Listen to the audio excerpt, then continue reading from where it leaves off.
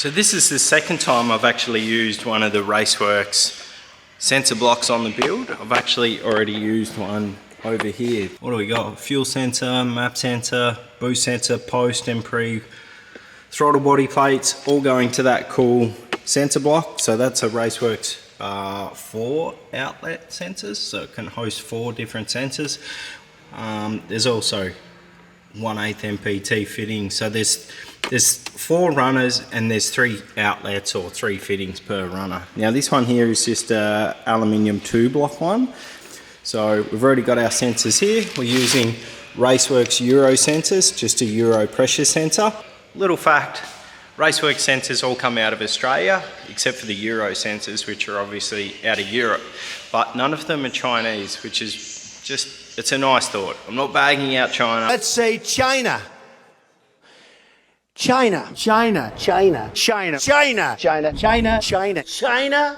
But Australia produced better goods, let's put it that way.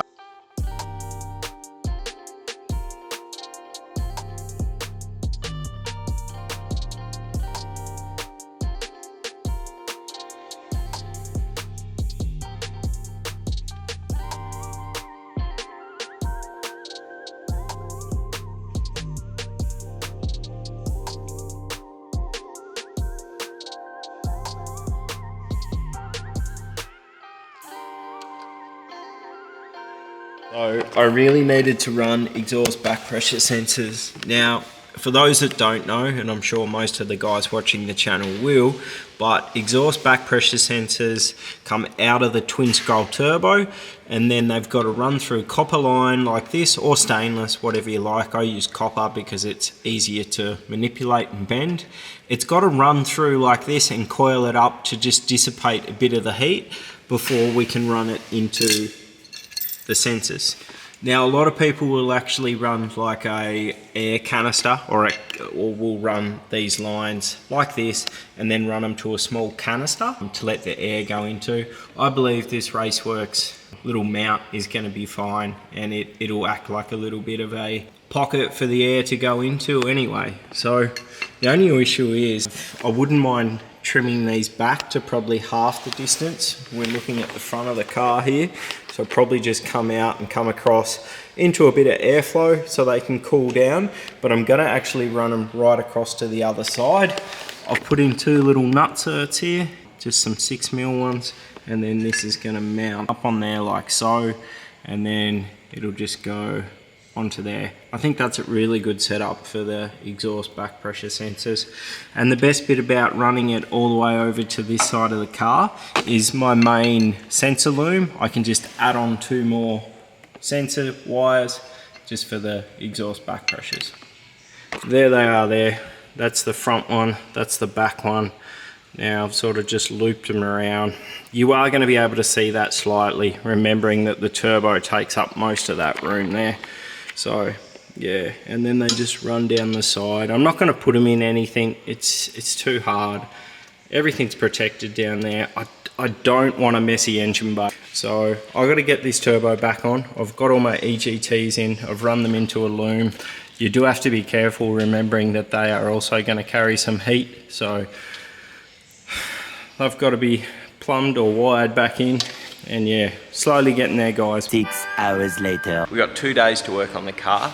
Let's get stuck straight into it. I've currently got the turbo off. So we've got the core in it, got the rear housing on it, but it's all just sitting together because I'm just going through and I'm changing all my lines again. I think this is the 3rd time I've done it, but that's just one of those things, you know, like you got to get them perfect. So this is my new coolant line. It's a hard line. Being aluminium, it's got much better heat protection, and I don't have to worry about the Teflon hose melting if it's touching or going close.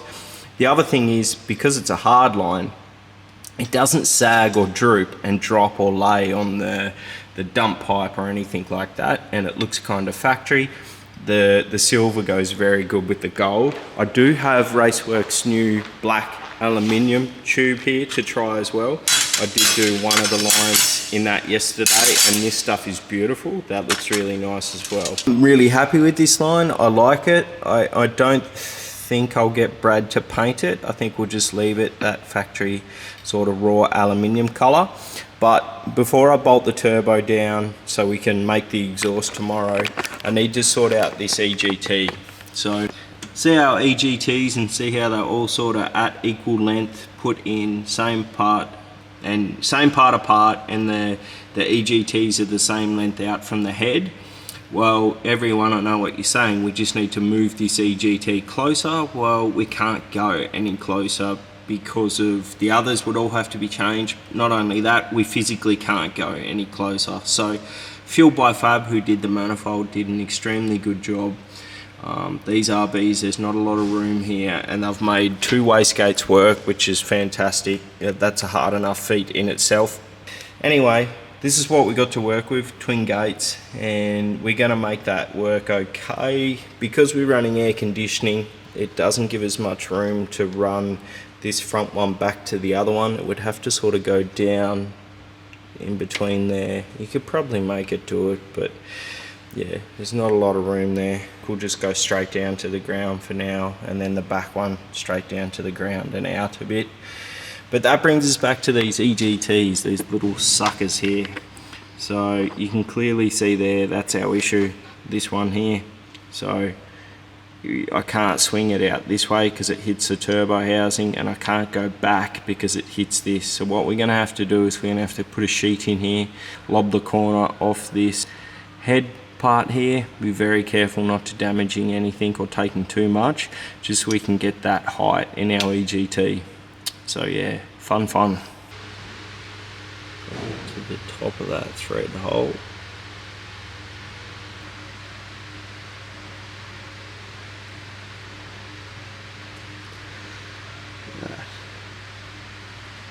It was a good indication.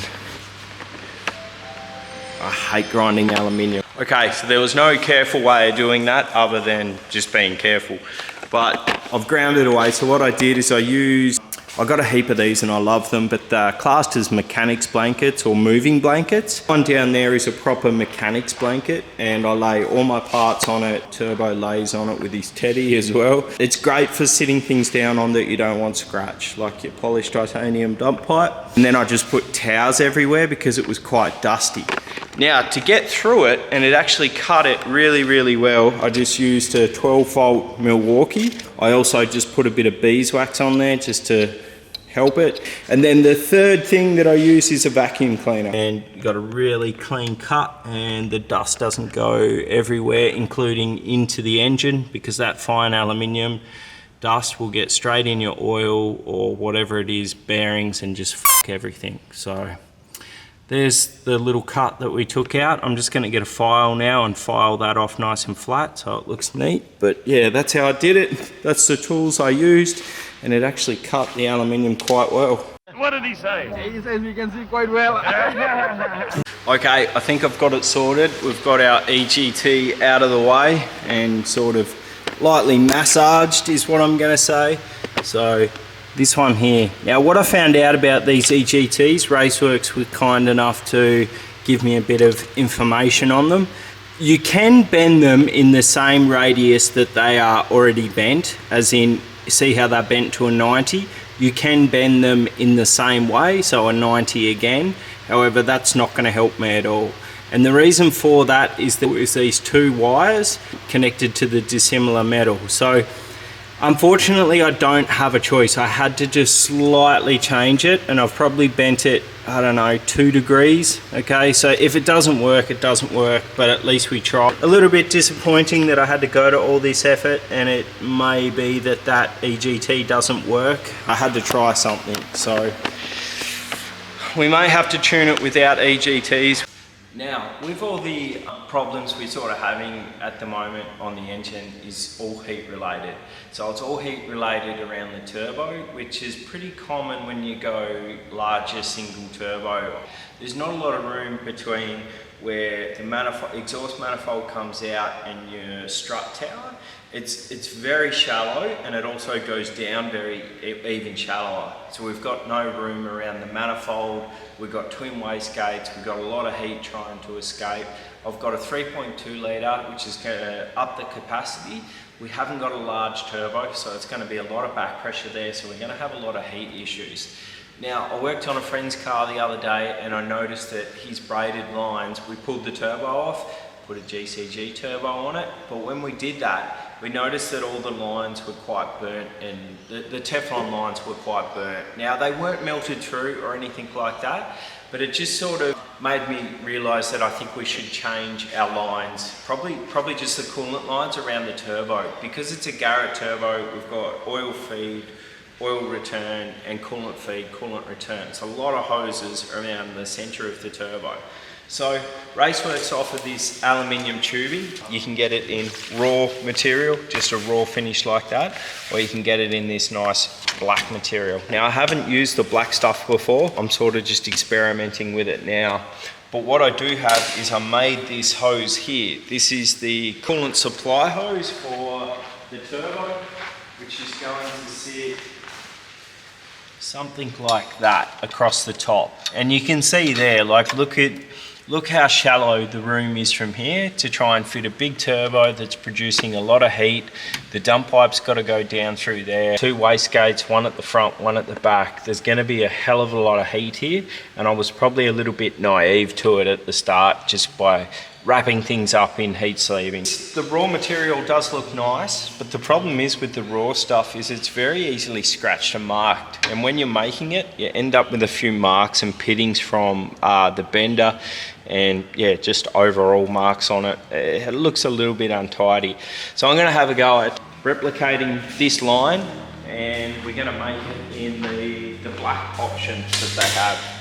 So I'll go through step by step on how I show you how to make the lines. There's no right or wrong way to do this, but it's just showing you how I do it. So if you see me doing anything wrong, let me know in the comments and let me know how you guys do it. So let's start. Now, I don't actually have a tube straightener, so simply to straighten it out, all I do is make sure you do it over cardboard or something soft, but make sure you got a good flat base underneath. I just slowly twist it and roll it out until I've got my length of tube. The other bit I do is I also draw on the ground, on the background, like where I'm going to do my bends. So if you look at here, if you see the marks here, this line here is indicating it's straight along that edge. Now you'll get your measurement how far you want to come up, measure up, and then you draw a parallel line along the top. And then you can see there that you've got this line here matches parallel to this line here, and you can get your bends pretty even. I think this one was 30 degrees. I just sort of guessed my bends. There's an app on your phone you can use, but you don't really need to go into it that deeply as long as you know how far you've got to come up, where you've got to bend, where you've got to do your marks. Straight off the top first, we're going to measure our first bend. So we need to go 70 mil down. We measure 70 mil. This is the pipe bender I have. It's a very basic pipe bender, but it works fine for all my sort of brake lines and tubes like this. I actually put it in the vise rather than holding your hand with that one and having the tube flop around. So the angle of that 70 actually, it's about 135, so it's not 180, it's about 130, 135. This is 0, okay? So the center of our bend is going to be down further. Now, this 70 mil isn't crucial. It is on other bends, but because it's sort of the end of it, we probably want to poke it through because I'll cut off this little bit that's not quite straight there. So if we just poke it through a bit, and then we know that we need to go to 135. So slowly bending it around.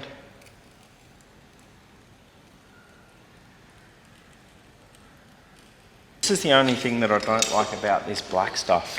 When you bend it, it doesn't leave a mark on the outside, but it sort of scrunches up the paint on the inside there. So that's a little bit annoying, but that's quite a sharp bend. And you can see you don't want to go much further than that because it will start to squash the pipe flat. Mark that there where we want our bend to be. Make sure that this here is parallel with this too. If it's off to the side or whatever, you're going to bend it the wrong way.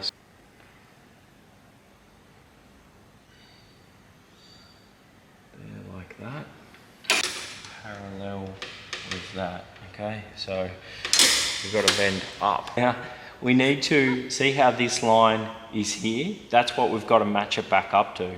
So instead of watching too much on the angle on this one, we're just gonna watch this here come back in angle with that there. So it's about 95. So you got 40, 90, 95, but it's not actually a 95 degrees angle because this isn't starting at 0, it's starting up there.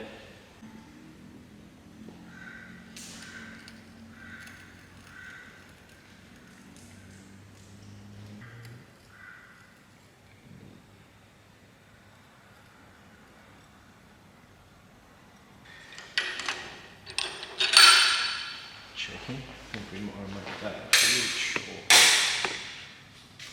Yeah, see that? See how that should have been the start? So it's actually going to be slightly short.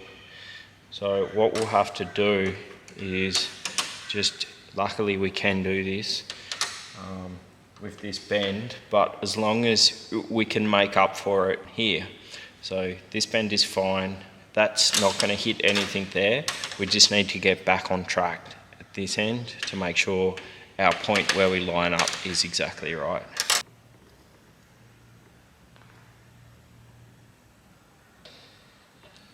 Just check that.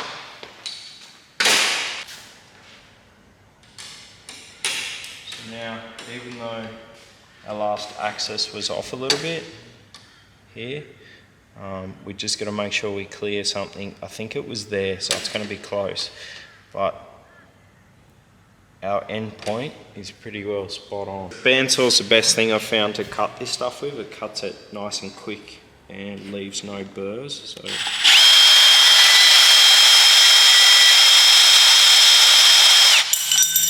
it's really easy. And then I just get this to clean it out. Just get a bit like that. Give it a turn. Don't do it in a drill because you'll drill the inside of the pipe. And then you just clean it off like that. So, let's see how we blow air through? Yeah, just give it the old pippy pipe blow. Just slip the turbo back on gently. Down where it's meant to start. Flip that up, so I haven't actually pressed that one in yet because I didn't know if black or silver, which one was going to look. Oh, that's right. So there's one last bend we need to do. See how this here, it's not going to go straight down in. We need to put a little bend on this one going back. Put a little bend in it, just that way. And that there should work pretty nicely.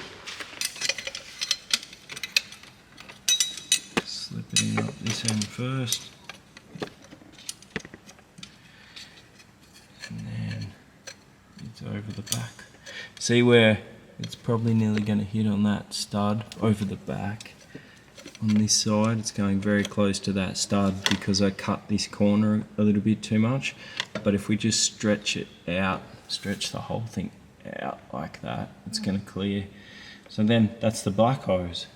Now I've got two options. It doesn't matter which one I choose, whether it's the raw or the aluminium one. That's how you make an aluminium tube line. The adapters on the end are really simple. So they just have an olive fitting like that, which slips over the end, and then you just slip your fitting and do it up normally. Do it up exactly the same as you do a braided Teflon hose using the vice jaws and your tools. So use your Raceworks tools and do that nut up, and you've got yourself a hard line. And you would pay good money at a hydraulic shop for someone to make you a hard line like that. And the pressures from the cooling system or the oiling system is more than enough with these fittings. Cheers, mate. So that's the end of today's episode. I hope you liked it, guys. We've got another one coming out in a day or two. I'm going to put the dump pipe on tonight, and I've got the exhaust guy coming around just to fabricate the stainless steel small section up to meet up with our beautiful HKS exhaust that everyone sort of said was the right exhaust to put on it, and I think it is. Yeah, so it's all going really well. The hoses look great. I can't wait to get the exhaust on it. That's one big step we need to get out of the way, along with the wastegate pipes. So hopefully we can get the exhaust done quickly tomorrow and then spend a bit of time on the wastegate pipes, and then it's that last 5%. So cheers guys, don't forget to like, comment and subscribe.